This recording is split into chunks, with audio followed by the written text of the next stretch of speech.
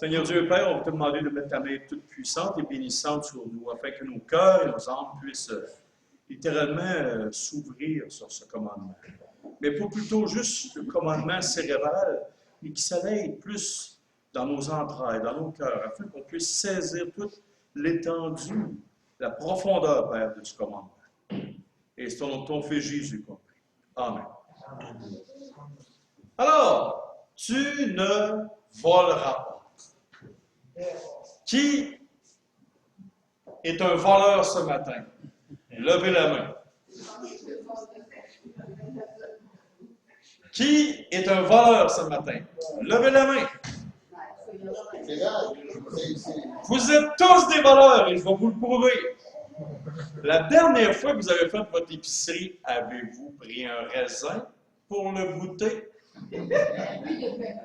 Bande de voleurs! Voici la définition du vol. Prendre ce qui n'est pas à moi et qui est la possession d'une autre personne à son insu sans le payer ou le demander. Avez-vous payé le raisin que vous avez mangé? Non. Avez-vous demandé la permission au gars pour prendre un raisin et le manger? OK. Brice, le raisin, l'avais-tu payé? Non. Tu ne l'avais pas payé, donc il n'était pas à toi. Voyez-vous?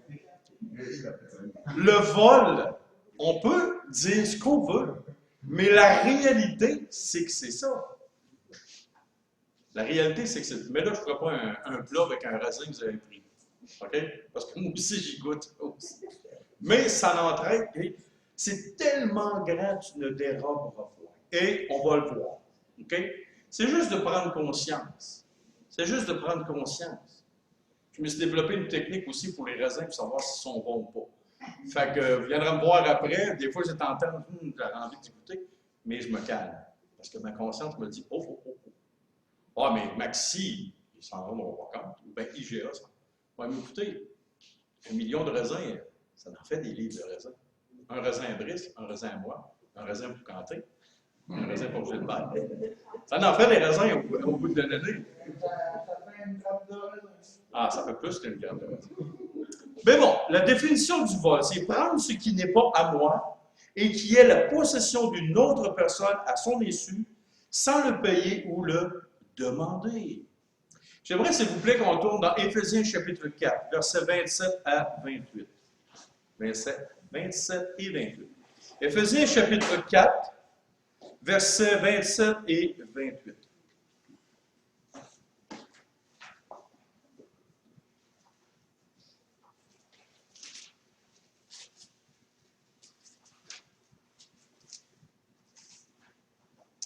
Éphésiens chapitre 4, versets 27 et 28.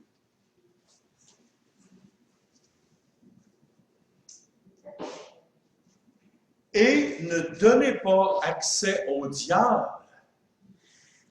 que celui qui dérobait ne dérobe plus, mais plutôt qu'il travaille en faisant de ses mains ce qui est bien, pour avoir de quoi donner à celui qui est dans le besoin.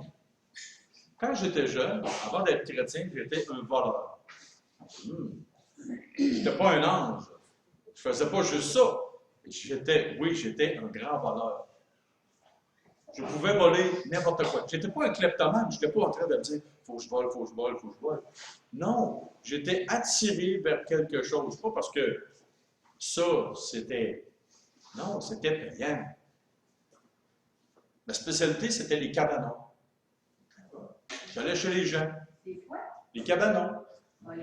Voici mon modus operandi. Quand j'étais jeune avec mes copains, on coupait tous les cabanons. On faisait toute la rue. On venait avec un camion. Puis là, on sortait pour rentrer tout le stock dans le camion. On repartait. 2 heures, la rue était faite. En pleine nuit, c'était réglé. On faisait beaucoup d'argent. Ah, c'est moi, ça! Voyez-vous, je n'étais pas un ange, mais voici, c'était un de mes péchés. C'était grave. Très grave. Et là, quand je me suis converti, j'ai lu ce passage-là. C'est marqué ici, « Et ne donnez pas accès au diable. » Le vol, en premier lieu, il y a quelque chose qui commence dans notre cœur? C'est le diable. Le diable vient te voir et qu'est-ce qu'il te dit? C'est pas grave. Ça va t'aider pour payer tes fins de mois. Oups! Lui, il est riche. Ils ont de l'argent en masse. Moi, je suis pauvre. Ou, hey, ma mère a besoin d'argent pour ses médicaments, je vais aller voler. C'est difficile. Hey, l'assurance va payer. Voyez-vous? Le vol commence toujours par le diable. Le diable te suggère plein de choses. Et il te dit que 3 petits points. Mais dans son cas, c'est peut-être 18 petits points. Il va t'en rajouter des bonnes idées. Il va calmer même ta conscience pour te dire que vas-y, c'est bien, il n'y a pas de problème. Mais la parole de Dieu nous dit une chose. Toi, tu volais avant. Maintenant, tu vas faire le contraire. Tu vas aller travailler et tu vas prendre cet argent-là et tu vas en donner. Parce qu'au final, le vol est le côté caché du vol, c'est quoi? C'est l'égoïsme. Quand tu voles, c'est pourquoi? Pour satisfaire tes besoins. Maintenant, la parole de Dieu te dit, tu vas aller satisfaire les besoins des autres en travaillant. Oh! Fait que là, j'ai commencé à travailler. J'ai vu que j'étais un excessif, je suis allé trop au bord. OK? Alors, la première des choses qu'il faut se mettre dans la tête, si nous sommes un voleur, j'espère qu'il n'y a pas de voleur ici ce matin, sauf pour raison. Ça, c'est une blague. Si vous êtes aux prises avec le vol dans votre vie, vous êtes un kleptomane, quelqu'un qui vole, qui ne peut pas s'empêcher de voler. Rappelez-vous ce passage des Écritures. Il faut qu'il y ait une mentalité, un cœur qui change. Et à la conversion, on est supposé de faire un 360 degrés ou un 180 degrés. On s'en allait dans une telle direction, maintenant il faut changer de direction. Mais la parole de Dieu, ce qui est extraordinaire, elle ne te dit pas juste « arrête de voler ». Elle te dit « fais autre chose pour mettre d'autres choses dans ton cœur ». Elle ne te dit pas simplement « arrête de voler ». Non, elle dit maintenant, au lieu d'avoir un cœur égoïste, de te donner bonne conscience parce que pour telle raison, non. Affermis ta conscience. Va travailler dans le but d'empêcher les autres de voler. Wow! Souvent, la pauvreté crée le vol et la criminalité. Est-ce qu'on est d'accord avec ça? Oui. Mais si tout le monde travaillait pour s'entraider, on est combien ici? Trentaine? S'il y a une famille dans le besoin, on a tous travaillé. On prend chacun 10 $ et on donne ça à la famille qui a le besoin. 30 personnes à 10 pièces chaque, ça fait 300 pièces. Wow, ça fait toute qu'une épicerie, ça. Voyez-vous? Qui va mourir pour avoir donné 10 pièces? Personne. Voyez-vous? Il faut qu'on ait un cœur qui change, une mentalité qui change. Maintenant, de la fraude. Parce que la fraude, c'est quoi? Quelle est la définition de la fraude? Action faite de mauvaise foi au préjudice de quelqu'un. Donc, c'est quoi un préjudice? C'est quelque chose qui fait mal. C'est pas quelque chose qui est le fun. Qui a été victime de préjudice dans sa vie? Tout le monde. On a tous subi une injustice. Quelque chose qui faisait mal. Donc maintenant, j'aimerais qu'on tourne dans Lévitique chapitre 19, verset 36-37. S'il vous plaît. Lévitique chapitre 19.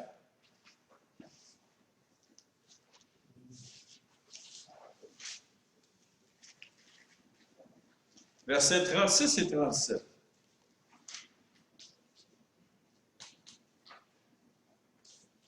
Vous aurez des balances justes, des poids justes, des efforts justes et des injustes. Pas un injuste, là, mais H-I-N-S, on espace 2 mots, juste. OK? C'est un poids, une mesure. Je suis l'Éternel, votre Dieu, qui vous a fait sortir du pays d'Égypte. Vous observerez toutes mes lois et toutes mes ordonnances et vous les mettrez en pratique. Je suis l'Éternel. Wow! Être juste. Vous savez, vous avez acheté des pots de miel dernièrement. Êtes-vous sûr qu'il y avait une livre pile de miel dans mes pots?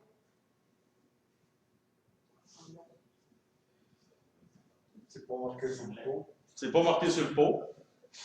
Mais êtes-vous sûr et certain qu'il y avait pile une livre? Une livre, c'est 454 grammes, point 4. OK? Ça, c'est assez précis. Merci. Avec des petits chiffres. Rassurez-vous, j'ai pris des pots de 500 grammes. Vous en avez eu plus pour votre argent. Alors, avez-vous remarqué que dernièrement, les pots à l'épicerie rapetissent et les prix augmentent? Vous avez tout ça, regardez ça, le pot de croton. Regardez en dessous, il est renfoncé en pointure. Pourquoi? Parce qu'il y a de la fraude, on va dire, honnête. Il y a de la fraude partout. Il n'y a pas de juste prix pour une chose équivalente à son prix. On prend un automobile, on s'en va à la SAQ, et ici, l'automobile est vendu 20 fois, et il y aura des taxes 20 fois. Charger 20 fois la taxe sur un véhicule. Oh. Voyez-vous, il y a de la fraude partout. Il y a des choses qui ne sont pas justes, qui ne sont pas équitables, qui ne sont pas droits. Et de la fraude, ce n'est pas juste dans le vol, c'est dans nos jugements de valeur envers des personnes. Ah, c'est un Français, hein? Ah, il vient d'Afrique. Ah, mais lui, il vient de tel pays d'Afrique, c'est encore pire. Ah, James, il n'a pas beaucoup d'éducation. Il n'a pas son diplôme en théologie. Donc, il va avoir moins de droits qu'un autre qui a son diplôme. Ah, ben, regarde ça. Voyez-vous, il y a de l'injustice partout. Mais dans sa parole, Dieu nous dit d'être juste.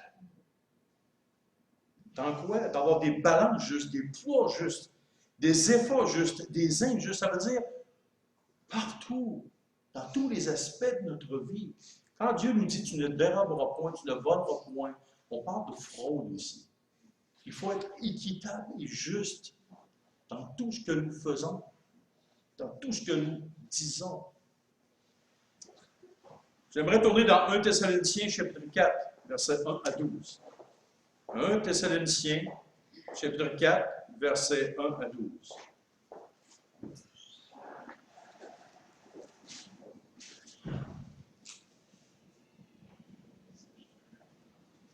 Au reste, frères, puisque vous avez appris de nous comment vous devez vous conduire et plaire à Dieu, et c'est là ce que vous faites, nous vous prions et nous vous conjurons au nom du Seigneur Jésus de marcher à cet égard de progrès en progrès. Vous savez en effet quel précepte nous avons donné de la part du Seigneur Jésus. Ce que Dieu veut, c'est votre sanctification. C'est que vous vous absteniez de la débauche et que chacun de vous sache posséder son corps dans la sainteté et l'honnêteté. Sans vous livrer à une convoitise passionnée comme font les païens qui ne connaissent pas Dieu. C'est que personne n'use envers son frère de fraude et de cupidité dans les affaires, parce que le Seigneur tire vengeance de toutes ces choses, comme nous vous l'avons déjà dit et attesté. Car Dieu ne nous a pas appelés à l'impureté, mais à la sanctification. Celui donc qui rejette ses principes ne rejette pas un homme, mais Dieu, qui vous a aussi donné son Saint-Esprit. OK? Je n'irai pas plus loin. Avez-vous remarqué une chose? Ici, il nous dit de ne pas utiliser de fraude et de cupidité dans les affaires. Pour arriver à là, il faut qu'il y ait la sanctification. Dieu veut que nous soyons saints, que notre cœur ne soit pas prisonnier des choses comme les gens du monde sont prisonniers. Et il nous dit de marcher de progrès en progrès. Donc, voici un test pour vous, si vous voulez marcher de progrès en progrès. Voir où votre cœur est. Demain matin, sortez 100 $ de votre poche et donnez-le simplement à quelqu'un. Et voyez dans votre cœur quelle sera votre attitude. Aurez-vous une inquiétude? Direz-vous, il va m'en manquer? Direz-vous, y a-t-il été fin cette semaine, lui? Non. Vous irez, vous verrez. J'aimerais aussi vous parler de l'extorsion. Action, qu'est-ce que c'est l'extorsion? Action d'extorter, d'obtenir par la force, le chantage, l'intimidation ou tout autre moyen de pression. Dans Luc 3, 10 à 14, les gens venaient auprès de Jean-Baptiste, ils demandaient qu'est-ce qu'on devrait faire, les soldats en particulier. Et là, Jean-Baptiste a dit, contentez-vous de votre salaire, mais évitez l'extorsion. Qu'est-ce que c'est l'extorsion? Je suis plus fort que toi, donc tu vas me donner ton argent. Je me souviens que ma grand-mère m'a conté quand elle était jeune, elle travaillait ici à Lévis, et mon arrière-grand-mère était une femme qui aimait énormément l'argent, c'était assez spécial, merci. C'était sa vie, la cupidité à l'état extrême. Et dans ces époques-là, ma grand-mère travaillait et il fallait qu'il donne tout son salaire à sa mère. Ça marchait comme ça. Et un jour, ma grand-mère a désobéi, elle est allée s'acheter un manteau, un imperméable. Mon arrière-grand-mère, tellement fâchée, a pris un balai en bois et lui a cassé sur le dos. Ça, c'est de l'extorsion. Jouer avec les sentiments des gens pour aller essayer d'aller chercher de l'argent. Ça s'appelle du vol, c'est de l'extorsion. Combien de personnes âgées on a entendu qui sont obligées de signer le chèque pour donner ça à leur enfant parce que leur enfant met de la pression? Combien de personnes aussi qui sont loin de chez eux? Ah, toi tu restes au Canada, t'es riche. Hein? On envoie de l'argent. Toi t'es riche, t'es au Canada. Y a-t-il beaucoup de riches au Canada? Pas bien, bien. Toi, Quentin, t'es riche au bout. Hein? Toi, Gilbert, t'es riche, Ah, James, es-tu riche? Ah oui, moi, je suis très riche. Je suis riche dans la grâce, mon argent. On va repasser. Voyez-vous? L'extorsion, le chantage. L'art est la manière de dire les choses ou de menacer pour aller chercher de l'argent dans les poches d'une autre personne. C'est du vol, ça aussi. Combien de parents ont ambitionné sur leurs enfants? Combien d'enfants ont ambitionné sur leurs parents? Combien de personnes ont ambitionné sur d'autres pour aller chercher de l'argent? C'est un crime. Tu n'as pas le droit de faire ça. Au Canada, même ailleurs, dans plein de pays dans le monde. Mais ça s'appelle du vol. J'aimerais parler aussi avec vous d'un autre sujet concernant le vol.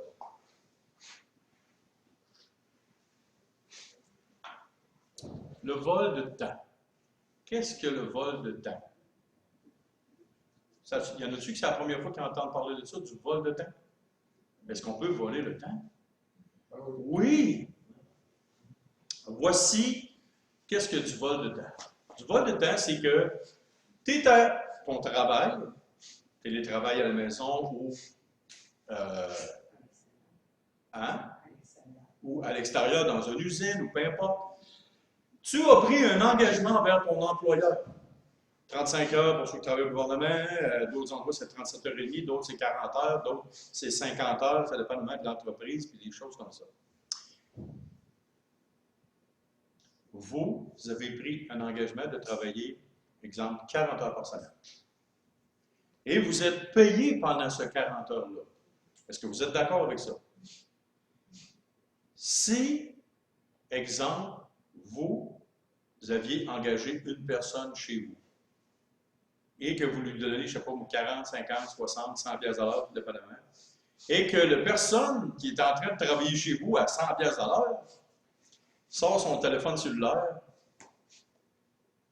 puis il écrit à sa femme, « Mon amour, ce soir, j'aimerais manger un gros spaghetti avec du fromage. » Puis ça dure 5, 10, 15 minutes.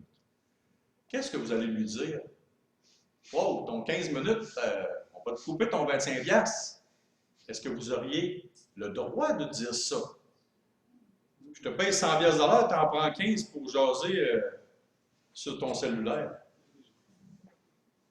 Est-ce que vous allez aimer ça que quelqu'un vous vole comme ça? Vous le payez, et il ne vous rend pas ce que vous avez payé. Si on veut ça de bord, vous avez une entreprise. Et un jour, il y a un patron qui nous a rencontrés.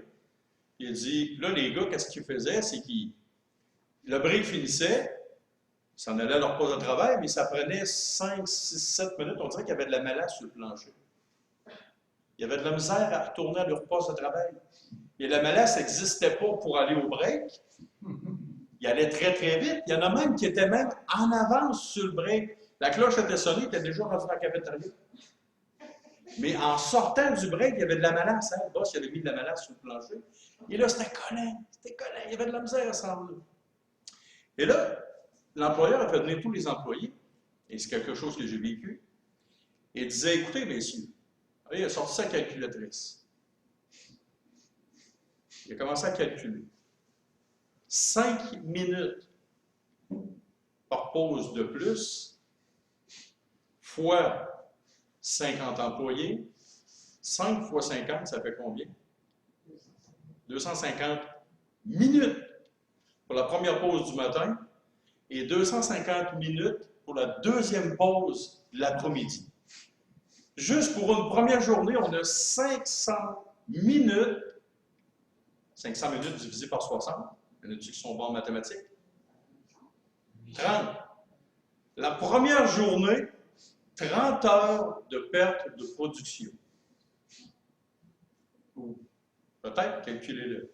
Mais 500 minutes de perte de production, fois 5 jours, tu es rendu à 2500 minutes de perte de production. Pour une personne, je pense qu'ils vont me faire engager par le conseil du patronat, ils vont m'aimer. Mais la réalité, c'est ça. La réalité, c'est ça. Et il y en a qui sont sur le travail, ils s'arrêtent de travailler, sont sur Facebook, sont sur le cellulaire. Mais ça, je pense que c'est pas honnête. Je pense que c'est pas honnête, c'est du vol de temps. Si vous seriez à la place de l'employeur, hein? Ça, c'est pas ton problème. C'est pas ma confiance. C'est 8 heures que ça donne. C'est 8 heures? 500 minutes, c'est ça. OK. Bon, c'est 8 heures de perte de production. Ah oui, c'est super. Ça paraît. Mais là, il y a des gens qui vont me dire, « Ouais, mais là, il y a de l'argent. Il y a de l'argent. » Le boss est millionnaire. C'est pas grave. Ah, le gouvernement, ils ont bien de l'argent. J'aimerais ça qu'on tourne dans Colossiens chapitre 3, versets 22 à 25. Colossiens chapitre 3, versets 22 à 25.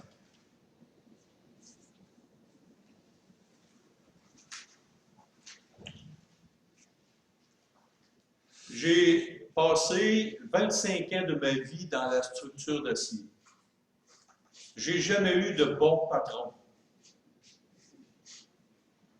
J'ai toujours été un homme qui s'est fait manquer de respect. Pourtant, j'ai rendu de bien grands services, j'ai fait sauver beaucoup d'argent à mes employeurs. J'ai jamais étiré la sauce, comme on dit. Pourtant, j'ai vécu beaucoup d'injustices. Quand on avait besoin de moi, on était content, mais quand on n'avait plus besoin de moi, on me jetait à la rue. Savez-vous qu'est-ce qui m'a motivé? Continuer quand même à être honnête, à ne pas voler du temps à mon employeur, à être d'une parfaite honnêteté. Parce qu'au final, voici pourquoi. Colossiens chapitre 3, versets 22 à 25. Serviteurs, obéissez en toutes choses à vos maîtres selon la chair, non pas seulement sous leurs yeux, comme pour plaire aux hommes, mais avec simplicité de cœur dans la crainte du Seigneur. Tout ce que vous faites, faites-le de bon cœur comme pour le Seigneur et non pour des hommes. Sachant que vous recevrez du Seigneur l'héritage pour récompense. Servez Christ le Seigneur, car celui qui agit injustement recevra selon son injustice. Et il n'y a point de favoritisme. Quand je fabriquais de la structure d'acier, j'en ai arraché des chaleurs extrêmes, des froids extrêmes. Patrick, quand il fait chaud dans le shop, il faut ouvrir une porte de garage, il fait du fret d'un coup. Il fait plus 20 dans le shop, plus 22, et il fait moins 30 dehors, ben tu fais 50 quelques degrés d'un coup de différence en 10 secondes. Me faire mal. Voyez-vous, vivre des injustices, me faire manquer de respect. Mais tout ce que je faisais, je le faisais comme si c'était pour le Seigneur. Quand je suis parti, avant que je parte, il y avait un inspecteur en soudure. Il a fait un coup de cochon à mon patron. Il s'est organisé pour mettre plus de soudure à certains endroits, et au final, au chantier, ça n'a pas marché. Ça a coûté 75 000 $ de réclamation à mon employeur et la perte d'un client. Quand je suis parti, la dernière chose que j'ai faite, même si mon patron était très méchant, j'ai toujours respecté ma parole. J'ai toujours fait du mieux possible. J'ai toujours été honnête envers mon patron. Jamais volé 5 minutes de temps, même pas 1 minute. Et c'est important. Pourquoi? Et tout ce que je fabriquais, tout ce que j'inspectais, je l'inspectais comme si c'était pour le Seigneur Jésus. Mon patron dans ma tête n'existait pas. Mais si je vais présenter ça au Seigneur, ce que je faisais, et en réalité, c'est ça. Quand tu fais quelque chose comme chrétien, fais-le comme si c'était pour le Christ, pour le Seigneur, pour ton maître. Et sachez une chose, il y a une promesse. Parce que des fois, on se dit, ah, je travaille pourquoi? Pourquoi je me donnerais? Pourquoi je travaillerais comme un fou? Pourquoi ci? Pourquoi ça? Non. Il y a une promesse rattachée à une idée de faire tout comme si c'était pour le Seigneur. Elle est écrite ici. Car celui qui agit injustement recevra selon son injustice. Il n'y a pas de favoritisme. Sachant que vous recevrez du Seigneur l'héritage pour récompense. À bien faire notre travail, nous aurons une récompense. Et dites-vous une chose, le Seigneur Jésus aussi, il travaillait. Marc chapitre 6, verset 4, Jésus est appelé le charpentier. Auriez-vous, est-ce que vous auriez voulu savoir? Là, j'ai agrandi ça.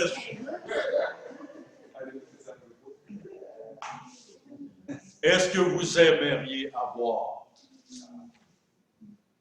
une table ou une maison ou une chose faite par le Seigneur Jésus? Avez-vous vu la qualité du travail sorti des deux mains du Seigneur? Avez-vous pensé 30 secondes? Le travail fait avec une minutie, Wow! Pensez-vous que le Seigneur vous aurait volé du temps? Jamais. Vous auriez eu la bonne chose pour le juste prix. Et c'est de cette condition de travail très dure que j'ai toujours pris mon modèle étant comme Christ. Je n'ai pas regardé un patron qui était méchant. Comment c'est ou bon, j'en ai jamais eu de ma vie des bons boss. Mais j'ai toujours eu le Seigneur Jésus. Même frustré, même dans les conditions dures, je le faisais pour le Seigneur. Et il y a d'autres sujets concernant le vol, l'esclavagisme, les voleurs d'hommes. C'est encore aujourd'hui, il y a de l'esclavagisme. Il y en a toujours eu. Ça, c'est grave. L'esclavagisme, c'est du vol d'hommes. Et jamais, jamais au grand jamais, il faudrait qu'il y ait une chose de même sur terre. Une chose aussi, Deutéronome 22, 1 à 4. Deutéronome 22.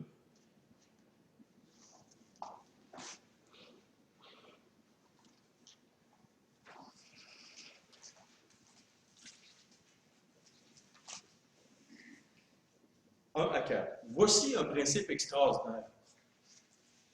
Si tu vois s'égarer le bœuf ou la brebis de ton frère, tu ne t'en détourneras point. Tu les ramèneras à ton frère. Si ton frère n'habite pas près de toi et que tu ne le connaisses pas, tu recueilleras l'animal dans ta maison. Et il restera chez toi jusqu'à ce que ton frère le réclame. Et alors tu le lui rendras. Tu feras de même pour son âne, tu feras de même pour son vêtement, tu feras de même pour tout objet qui aurait perdu et que tu trouverais, et tu ne devras point t'en détourner. Si tu vois l'âne de ton frère ou son bœuf tomber dans le chemin, tu ne t'en détourneras point, tu l'aideras à le relever. Le principe de restitution, quelque chose qui n'est pas à toi. Combien de fois on a pu voir des gens qui disent « Ah, hein, il a perdu quelque chose, je sais que c'était lui, je le prends, je le garde, je le mets dans mes poches. » Le principe de restitution aussi, c'est quoi? Qui a déjà été à un endroit quelconque, la personne vous remet le change, le jeune homme ou la jeune fille s'est trompé, et vous avez 5 $ de plus dans vos poches? Qu'est-ce qu'on fait avec ce 5 $-là? Ou avec ce 20 $-là de trop? Qu'est-ce qu'on fait? Ah, mais j'en ai besoin. Ah, c'est une bénédiction du Seigneur. Je l'ai. Il est à moi, il ne s'en rendra pas compte. Hey, le gouvernement m'a donné de l'argent de plus. Hey, hein? Mais ça me tombe, il ne s'en rend pas compte.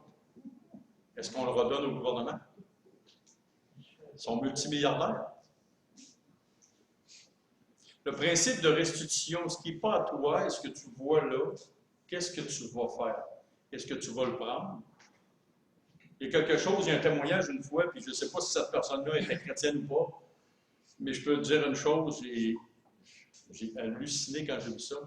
C'est une personne qui s'en va au Burger King, je ne sais pas si c'est à Lévis, s'en va au Burger King, et la personne a demandé une commande, elle prend sa commande, elle part avec l'auto, mais la commande là, elle part avec l'auto, s'arrête un petit peu plus loin, ouvre le sac, et c'était le dépôt de la journée. Tu ouvres ton lunch, mais ce n'est pas ton lunch, c'est 25 000 $ qui est dans le sac brun. Oh, quelle erreur de la personne responsable du dépôt. Qu'est-ce que l'argent faisait là? On peut se poser un paquet de questions. Qu'auriez-vous? Qu'est-ce que vous auriez fait? Vous en avez besoin, vous avez des dettes, des cartes de crédit, vous avez pris, vous avez besoin de médicaments, peu importe. Wow! Hein? Méchante tentation, hein? Voyez-vous, le principe de la restitution. La personne a pris l'argent et est allée le ramener au magasin. La personne a pris l'argent et est allée le ramener au magasin. Tout qu'un témoignage d'honnêteté, de droiture. La personne aurait pu partir avec l'argent et c'était fini. Le commerce, oh, Burger King, ils sont milliardaires, il n'y aura pas de problème, montrer ça d'un perte. Hein? Est-ce qu'il faut penser aussi à la personne qui a fait l'erreur? Oui. C'est elle qui va être capable de demander de cet argent. Oui. Ah, les conséquences de nos décisions sur les autres. Le vol, tout part d'un principe très simple. Le cœur du problème du vol, dans tous ses aspects, c'est quoi? L'amour de l'argent. C'est l'amour de l'argent. Et voici ce que la parole de Dieu dit. 1 Timothée, on va voir 3 passages, et ensuite on va terminer avec ça. 1 Timothée, chapitre 6.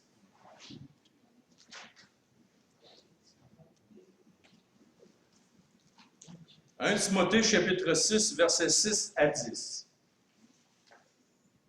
1 Timothée 6, 6 à 10. C'est en effet une grande source de gain que la piété avec le contentement. Car nous n'avons rien apporté dans le monde et il est évident que nous n'en pouvons rien emporter. Si donc nous avons la nourriture et le vêtement, cela nous suffira.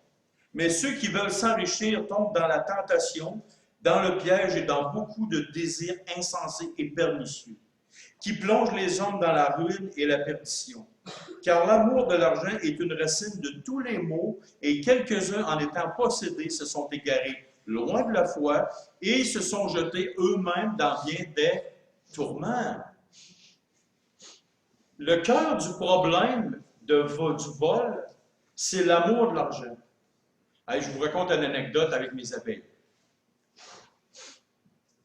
À un moment donné, j'avais des abeilles et là, j'en perds une partie. Ah! J'avais investi de l'argent, du temps, je m'en étais occupé, puis il m'en restait 2. Et là, je me suis dit, hey, j'ai perdu ces abeilles-là, tout ça. Et là, j'étais vraiment complètement atterré. Et là, à un moment donné, 2-3 jours plus tard, je me promène dans un champ. Que vois-je? Des ruches. Je vois des ruches dans le champ. Ah ben, que donc ça? Il y en a 10. Et là, j'ai eu une tentation.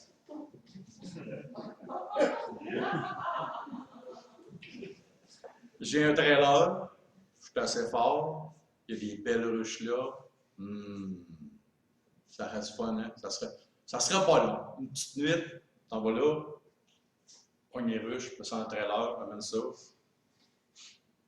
transfère ça dans mes rangs, brûle les vieilles boîtes qui viennent du gars. Mais, et se sont jetés eux-mêmes dans bien des tourments. Et là, j'ai appris plus tard que qu'est-ce qui vient d'ailleurs, souvent, est infecté. Il y a de la varroa, il y a plein de choses qui sont... et ça contamine toutes tes autres ruches que tu as. Donc, au final, j'aurais brisé tout le travail qu'une autre personne a fait. Et moi, j'aurais peut-être ramené son infection dans mes autres ruches que j'avais. Voyez-vous?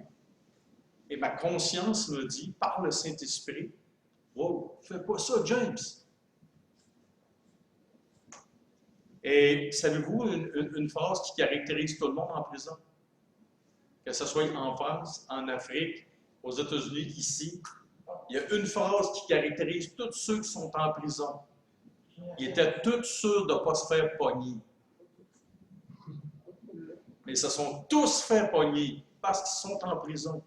Voyez-vous, se jeter dans bien des tourments. Combien de prisonniers, parce qu'ils ont volé, ils ont fait de la faute, c'est ça, puis là, ils sont en prison, puis ils se disent, « Hé, j'aurais donc pas dû faire ça. » Après un gros examen de conscience, ils disent, « J'aurais jamais dû faire ça. » Hein? Oui, tu commences tout petit de même, et là, ça n'a plus de fin. Ça n'a plus de fin. Il y a 2 gars, une fois, qui ont volé 144 ruches au miel d'Oyo. Les gars étaient contents. Hey, après le 8, ils ont passé avec 144 ruches. Ils n'avaient juste pas prévu qu'il y avait une puce de retracement dans chaque ruche. Après 2 jours, tac, ils se sont fait pogner bien ça, petit pit.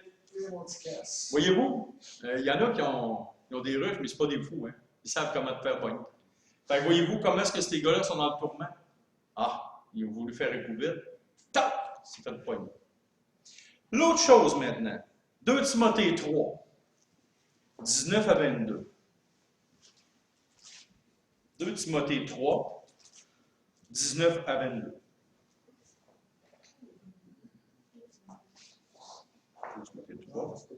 Non, ça se peut pas, je me suis trompé. Mais je vais vous le dire.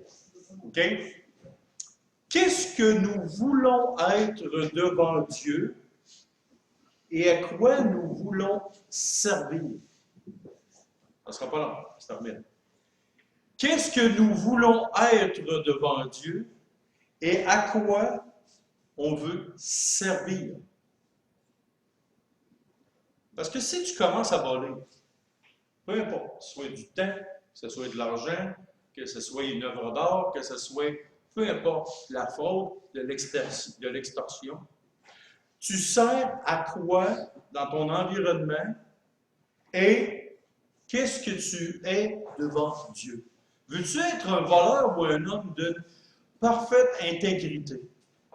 Qu'est-ce que le Seigneur Jésus a dit de Nathanaël quand il l'a vu? Voici un homme dans lequel il n'y a point de fraude. Si le Seigneur Jésus venait à côté de moi et il regarderait James, il regarderait Gilbert, Robin, Mathurin et peu importe qui, est-ce qu'il pourra dire de nous, voici un homme ou une femme en qui il n'y a point de fraude? Et troisième point, 1 Timothée 6, s'il vous plaît, c'est notre dernière référence. 1 Timothée 6, versets 17 à 19.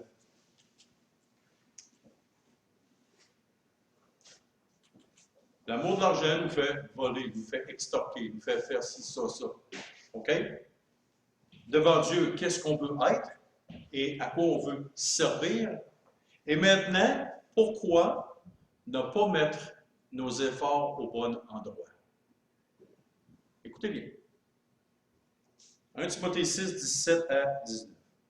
Recommande aux riches du présent siècle de ne pas être orgueilleux et de ne pas mettre leur espérance dans des richesses incertaines, mais de le mettre en Dieu, qui nous donne avec abondance toutes choses pour que nous en jouissions.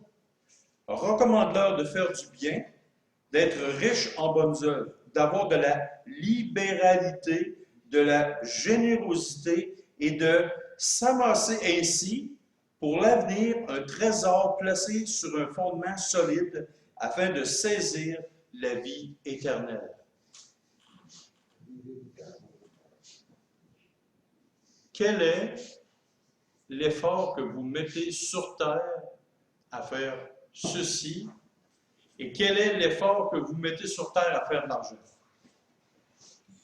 Si tu veux voler, c'est parce que tu veux faire plus d'argent. Que ton cœur est de travail. Et pourquoi tu n'investirais pas à la bonne place? Savez-vous que dans mon cœur, présentement, avant, quand j'étais plus jeune, l'argent avait une importance capitale. J'étais un voleur. Maintenant, avec le Seigneur, il a transformé mon cœur à un point tel que pour moi, l'argent n'a aucune valeur. L'argent, pour moi, n'a aucune valeur. Dans le temps, on avait de l'argent en papier. Et là, j'ai fait le test avec quelqu'un. J'ai pris une feuille de papier, j'ai découpé, la même grandeur qu'un billet de banque. Et là, j'ai dit à la personne, ferme tes yeux. Fermez ses yeux, puis j'ai dit, sois-même, ferme tes petits yeux.